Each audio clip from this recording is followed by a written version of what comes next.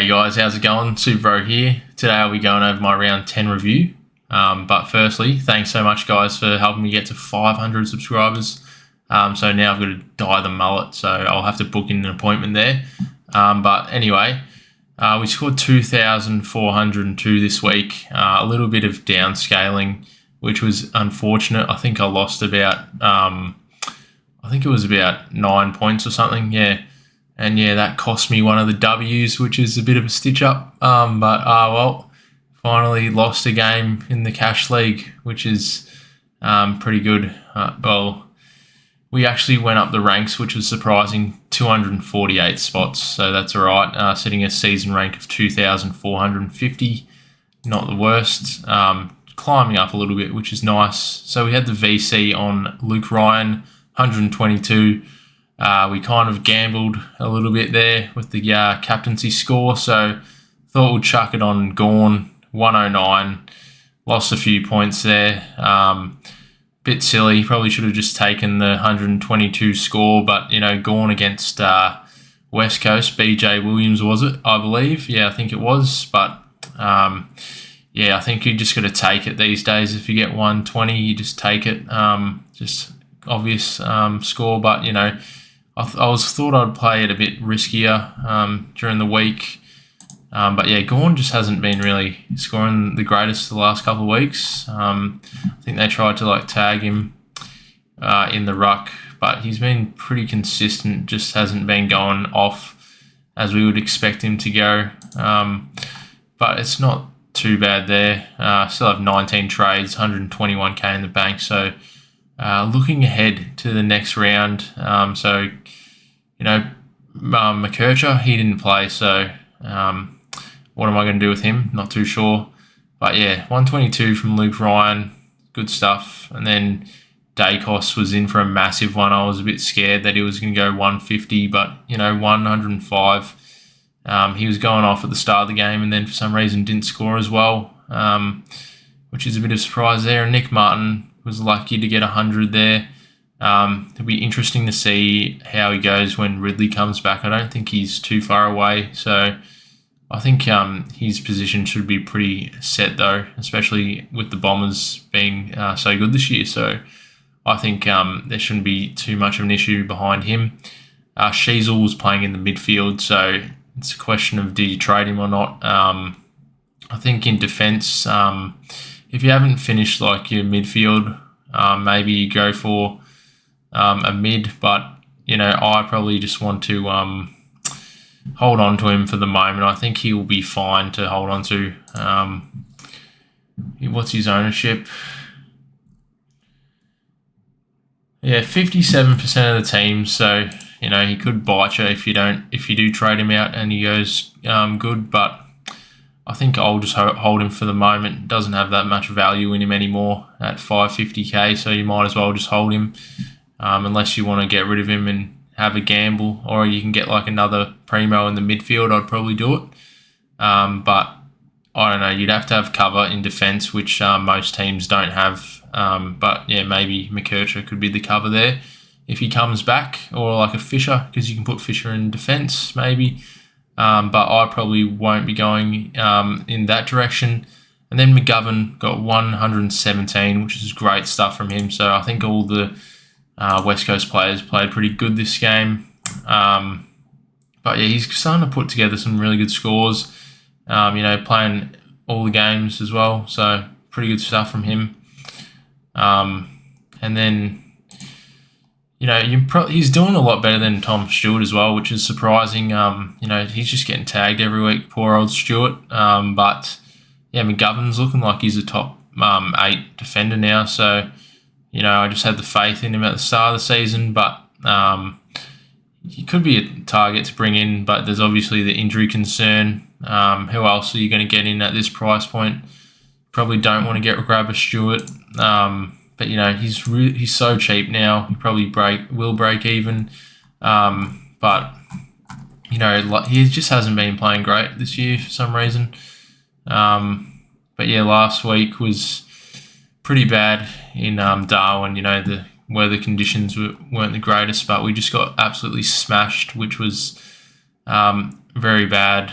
Like it was like our VFL team was playing, but it was just embarrassing, honestly. But hopefully Stewart can bounce back for SuperCoach anyway. So if you do have him, but yeah, he's getting really cheap. But who is actually getting cheaper than Stewart is Tom Green. So he's another guy I'll go over in a minute, but he's another one to look out for. And Whitfield's pretty cheap as well if you want a bit of a pod. I don't know, what's the ownership on 14%? He's probably pretty good value, you would imagine. Who would I rather out of Whitfield or McGovern? That's an interesting one. I'll probably go for McGovern. He seems like he's more of a risky pick, but Whitfield, if you're playing for leagues, you probably grab Whitfield. But if you want to go for rank, I'd probably go for McGovern. He seems to just get points for doing nothing. He's a bit like Luke Ryan. They just, McGovern's around the contest and stuff. He goes for the ball and pretty hard, and does the good tackles and stuff. So, he's a pretty dangerous player to be on the other side of. So, yeah, I don't know. I think it's a bit risky. 530k, 34k is not too bad for the value you get out of him though. But yeah, I think there's a bit of value in defence now, so shouldn't be too bad if you want to get one of these guys. But maybe you want to finish your team off with like Houston or someone else who's a bit more expensive. Houston's got a 97 break even, so yeah, you probably want to get on him this week if you were going to pay up for one of those guys. But yeah, that's not even a bad price for him. So he's under his starting price, so you probably try and get him in if you can. And then we've got McKercher here on the bench, so my trades will probably be just looking and seeing if McKercher is going to be playing or not. If he's not, maybe we trade him out for Fisher. If he is, then we'll hold him. But I kind of want to just hold him as like a D7, just in case like one of these guys go down in defence here. And then Reid should be coming back at some point. But with Ridley being close to coming back, I would imagine he probably won't get a game. But we'll have to wait and see with like the injury lists and stuff like that. But yeah, Sarong's just super consistent. Who would have thought at the start of the year this guy's going to be our M1? Absolutely crazy. He's got Collingwood this week. Haven't really thought about putting the VC on him though. Probably won't. Butters is just going nuts. He's got North Melbourne, so yeah, you probably want to get him in if you don't have him. Paying up for him though, but like he's just in unbelievable form. He wasn't having the greatest start to the game, but then in the last quarter he just went nuts, and that was a crazy game. Watched like the last 2 minutes and don't know how they won that game, eh? And then Doggies with Bontempelli, 93. He just hasn't been the greatest this year for some reason. Like the other guy, his teammate Adam Treloar, he's going absolutely nuts, Treloar. So I think it's because Lib is out, but it's just actually surprising. Could be an absolutely massive pod. He's in 1% of teams, but I couldn't do it personally just with his injury history, and I've already got too many like other guys in my team like McGovern and Zorko, so I don't think I could do that if I wanted to. I think I can bring in a midfielder this week, but I don't know if I probably won't be getting Treloar, that's for sure. He's someone that you might want to have a gamble on, but realistically, you're only doing that if you're chasing like top 100. But yeah, he's quite expensive anyway. And then Walsh was a bit underwhelming, 85. Got Gold Coast this week. Wonder what he can score against them. They seem to be playing really good though. But yeah, no, Chera's out still, so hopefully he can get some more of the pill. And then Steele was, I think I missed the St Kilda game, but it's unfortunate. Like pretty shocking week from the midfield, really. He's got 140 last time. So yeah, I think we just hold Steele. Don't know how he played. I'll have to wait and see for this week. Just been too busy. But Tom Green, yeah, 95, break even to 71. Probably gets a tag this week, I would imagine, but probably won't. then again, he's someone you probably want to get in. When is the bye? He does have the round 12 bye though, so that's interesting. Maybe you wait a week if you don't own him, but he's got such a low break even there. It's a bit frustrating that we couldn't get him for this low ourselves. And then Clossy we fielded with the 49, which is a bit surprising considering all the Gold Coast players went crazy. He just went missing for some reason. I think he was on the wing or something. Then Revel was a good, the better rookie option there. 73, which was nice. Got a bit of an issue on the bench for the midfield there. Not many guys playing, and Clark scoring 15. I think he was a sub, so that was not the greatest. Gorn got Rowan Marshall this week, so probably just another average week from him. Don't know how he'll go. Maybe he'll go nuts against him, but don't really expect the best score from him this week. And then Jackson, bit of a surprise, to be honest. He's reset his break even to 45, so if you don't have a forward, you probably want to grab him now. But then again, the forward line is shocking, so probably just better off to grab one of the gun midfielders before you can't get them later on. So it's just a case-by-case situation. If you don't have more than 4 guys here in the forward line, then I'd probably grab Jackson, like a Fife type or a Reed. So we did trade out Reed last week, which was a bit annoying in hindsight. But we'll just keep the other top draft pick, McKercher, then, and hopefully he can score well for us, take Sheasel's role, hopefully. But yeah, Fisher's obviously got that role at the moment. So Fisher's one of those guys, he's finally getting the kick-ins that we thought we would, sorry, I can't really speak. Finally getting the kick-ins that, we thought he would get at the start of the season, in the pre-season games when he was going nuts. So he could be a trading target, but I probably won't do it. I'll probably do it if McKercher is out, but if he's not, then I'll just hold McKercher and miss out on Fisher. But he's a good option in the forward line. He could probably be a top 6 forward for the rest of the year if he's going to keep the role, which it sounds like he is. So yeah, in the forward line, Heaney 121, brilliant. He's going to win the Brownlow. I hope he does, but it's probably one of those cases where he might get stitched up from teammates. But I really want him to win the Brownlow. Zach Merritt probably win it instead, but it'll be great to see. And then Zorko 161, so wasn't he a great trading option? So good on the guys who traded in Zorko. 78 break even. He's going to be so expensive if he keeps scoring like this. But yeah, there is obviously the issue that he is old. How many games is he going to play? Is he going to get rested? I thought I'd just say, stuff it, I'll just bring him in, grab the points when I can, so that's nice. And Flanders has been unreal as well. Just doing what he does every week, super consistent there. He hasn't actually dropped below 100 this week, which is crazy. This year, sorry. Geez, it's getting a bit late for me. Anyway, Wilson's probably ready to go, I believe. 76 break even. He's done his job. And Darcy, I was low-key thinking about trading him last week, but, he proved us wrong again. He just somehow scores well every week, which is good. I think we'll just hold him again, probably score another 80, maybe 90 this week against the Swans, I would imagine. We got Fife. He's been pretty shit recently, but, has lost a mate, so that's pretty rough stuff for him.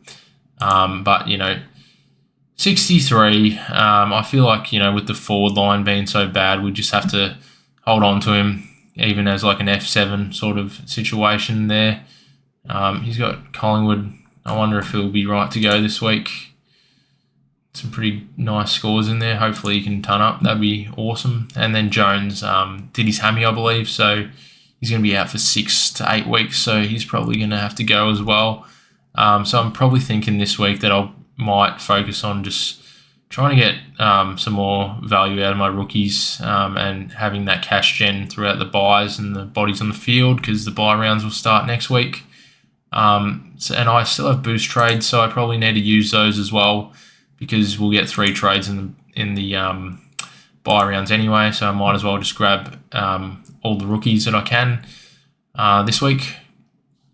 Anyway, we'll just have a look and see like what players there are. Who am I missing here? I'm missing like Raul and Merritt, which I probably want to finish my midfield off with. Raul's quite good value actually at the moment. He's got 116 break even against the Blues at Marvel, so he might not actually hit that, but he probably will. He's been in unbelievable form, and then Merritt got tagged, so got Richmond though, 157 break even, got some massive scores in there, and he might break even this week. I think I might have to just go for him this week. Why not? He's pretty cheap. He's one of the best midfielders in the game, so I think I'll just grab him. Treloar probably got that injury concern, like injury history, so probably won't go near him. This is bite the round, is it? What? Oh, defense. I think this is right now. So yeah, McGovern's at 5th. That's crazy. But yeah, we're missing Houston. Probably won't get him though. Got quite a high ownership though. McGrath's having a pretty good year. Jordan Clark, Jesus, 151. He's going nuts. Yeah, I probably wouldn't go near him either. More of a pod, and then Wangaleen, Malira. Yeah, I don't know. I'm not really interested in these guys. They're just consistent, I guess. And then Maxi Holmes has been good. Nick Newman's another guy you'd probably go for if you want a pod in defence. He's got the past history of going well in defence. I think he was around 600k last year or something. So he's a good option if you want a pod, but a bit risky though with all the injuries. Like when the Carlton players come back in, you'd have to look at the timeline there. Young, probably need to watch more Freo games here to get a read on him, but he's not going that bad really. You could go for him, but in my opinion, what Sinclair's, I don't know who I would go for. Zach Guthrie, was it? He went shit. Yeah, so I've already got a complete defence, but you'd probably want to try and grab Houston if you can. Otherwise, if you want value, do you go? I probably wouldn't go Holmes with Stewart still on the side. Yeah, I don't really know who else I would recommend here. I wonder how Amon's going, eh? Is it pod? He's more of a cash cow though, I think. Probably wouldn't go near him, but I'd have to double check his role. Dale had an average game, but he's not bad for option. Yeah, I think I'll just get Houston if you haven't got a full defence. Otherwise, take a punt on Nick Newman for the moment. But yeah, Hayden Young's another one who's probably got the high ceiling as well. In midfield, so I probably want to get Matt Rowell and Merritt. Maybe I'll grab Merritt this week, and then next week I'll try and grab Rowell. I think that's probably what I'll aim to do. Josh Dunkley, bit expensive. He might be coming down, so could be a guy to target. Noah Anderson as well. Could go him over Rowell, save some money. But I think it seems like Anderson's got the highest ceiling, but Rowell is more consistent in my opinion. Chad Warner, probably wouldn't go near him, but he seems to be going pretty good this year. Quite a high ceiling there, so interesting if you want to go a bit crazy there. And then Petrarca's been a bit shit recently. Maybe you grab Oliver instead of Petrarca. But yeah, it is a surprise to see him so cheap, so surely he bounces back.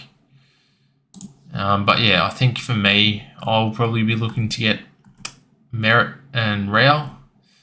Otherwise, I'll probably go Merritt and Petrarca. If we'll wait and see with Petrarca this week, see if he can bounce back or not. I think he's been getting a bit of forward time. LDU's got a low break even, so you could grab him. He's just a bit more risky, but he's pretty consistent here. He was 635k at the start of the year there, so he was a top tier midfielder last year. Same with Goulden, but Heaney's taken his role, so it wouldn't go there. It's a shame for Goulden. And yeah, Oliver 524k, break even 92. Like he kind of feel like he's back now, but he did play West Coast with no Yo, so not the greatest score. Yo, is anyone holding him? I'm not too sure. He's probably another guy you want to grab in defence actually if he comes down. I think he would go for Yo. He seems to be a pretty good pick at the moment. And then what else have we got in the ruck? So yeah, Marshall went nuts, 169. Break even of 7. If you want to grab him, you grab him this week. Still questioning whether or not I do grab him or not. I might grab him if Sweet isn't playing. Grundy's been pretty good if you held on to him, which is annoying. But yeah, I think we just wait and see for R2 spot, see who we want to grab. And English is going to come down, which is frustrating if you trade him in. Got a high as ceiling in the last game against Sydney, but Grundy's in this time, so wonder how he goes against Grundy. But yeah, probably not looking at anyone else in the ruck. Maybe Wits, but Sean Darcy, 142. Maybe I'll go crazy and grab him. No, that'd be a bit silly. But yeah, I think I probably won't be looking at the rucks for a while. Anyway, so I'll go over my trades. So for the moment, if McKercher does play, we'll hold on to him. But if he doesn't, we'll have to probably trade him to a Fisher. But I think he'll be playing this week. So what I'll do is I'll just do a double downgrade and an upgrade probably. So I'll trade out Wilson. I think we'll hold on to Fife. Trade out Clossy, and I think Clossy can still make a bit of cash, but I don't really want to get rid of Darcy yet, so I think I'll just get rid of Clossy there, and we've got McKercher in defence's cover anyway, so hopefully when McKercher comes, if he is back this week, we'll just field him in the midfield, which should be nice. Oh, actually, I don't know if I could do that or not. Yeah, that might be a bit of an issue. And then we'll just get rid of Jones as well because he'll be out for ages. And we'll grab the big puppy, Zach Merritt, and then just do the downgrades. I would imagine pretty boring trades this week, but need the bodies on the field for the bye period. So we'll grab Joel 3G. Oh, I can't even pronounce it. I don't even want to. This brain is cooked at this hour. Sorry, lads. And yeah, Richards, so we'll grab him as well. Leaves us with 191k, so that's a fair bit of cash there in the bank. I don't know if I could trade, maybe.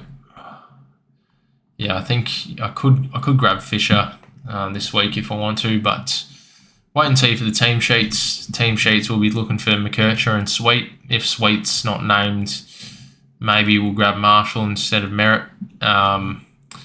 Otherwise, we could blow up the team and trade out Fife and stuff as well and get both of them. But I think this is probably like the safest bet of what I'll do because, I can still feel Jackson in the ruck there.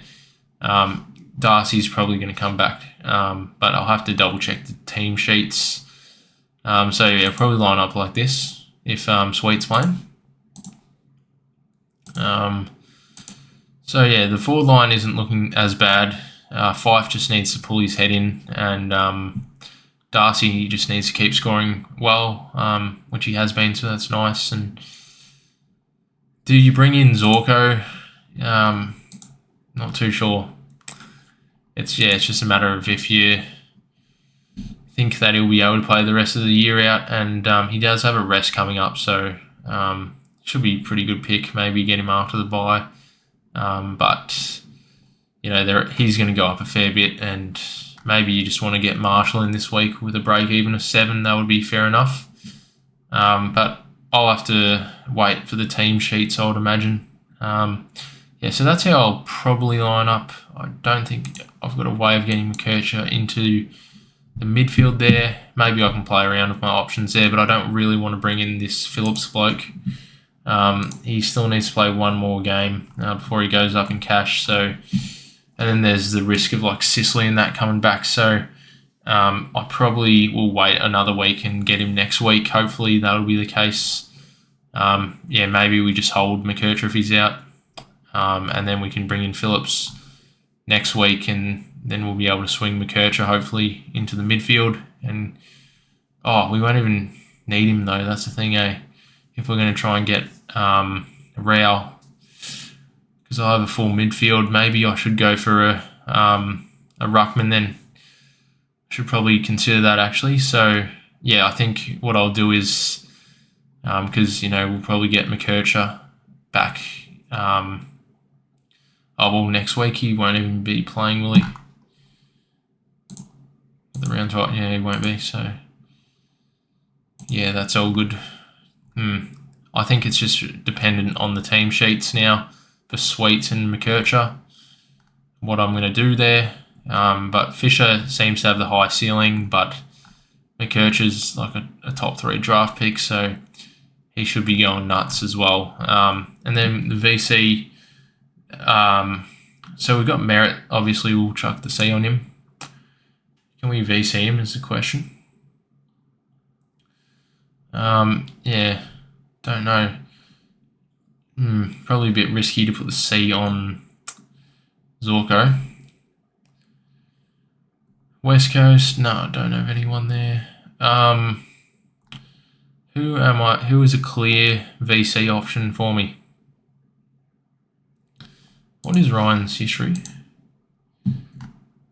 Not the greatest. So I'll probably put the C on Merritt, obviously. And then the VC. Who is the VC option? Heaney? No.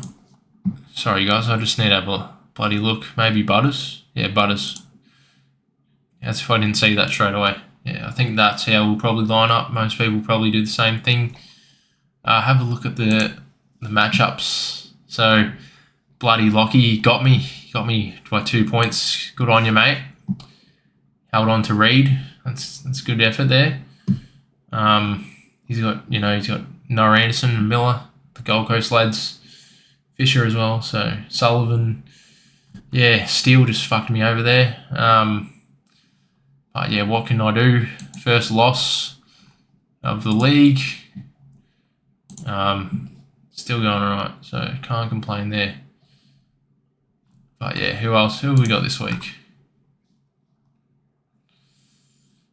It's kind of going on for a bit longer than I thought. Sorry about that, guys. Got this. Nice. Alright, so that's going to be the lineup there. For the moment, we'll wait until the team sheets come out, and then I'll leave a comment down below on if I do make any changes besides these ones. But I feel like Merritt has to come in, especially against Richmond this week. Maybe he gets a bit of attention, but maybe you could wait another week as well. He does have that 157 break even, so not a bad option to go for a Marshall if you want that ruckman. But English is also going to come down in price as well. Something to be aware of. But thanks so much for watching, guys, and hopefully you guys go well. Thanks so much. See ya.